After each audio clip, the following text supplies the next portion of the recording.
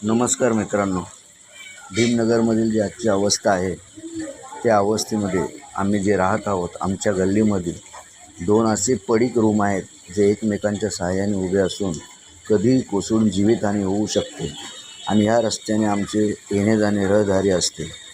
ही दोन पडीक घराकडे प्रशासनाने व बिल्डरने लक्ष द्यावे ही आमची विनंती आहे। तसेच ह्या गल्लीमध्ये भटक्या कुत्र्यांचे साम्राज्य झाले असून हीच ती दोन घरे आहेत जी एकमेकांच्या सहाय्याने उभी आहेत। ही ती घरे कधीही कोसळू शकतात, त्यामुळे प्रशासनाने लक्ष द्यावे।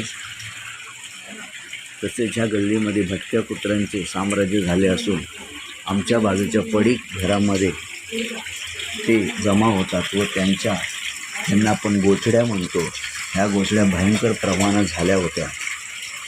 मागील 10 दिवसापूर्वी मी व आमचे सहकारी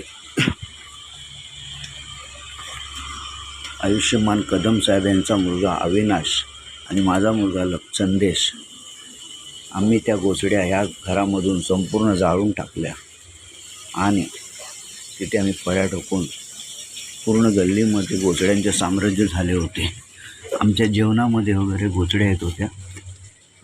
हाच तो रूम आहे बाजूचा, जिथे सर्व कुत्रे साम्राज्य येऊन बसत होते। आमच्या गल्लीमध्ये पूर्ण गोचड्यांचं साम्राज्य झालं होतं। आमच्या जेवणावरती लक्ष उडालं होतं।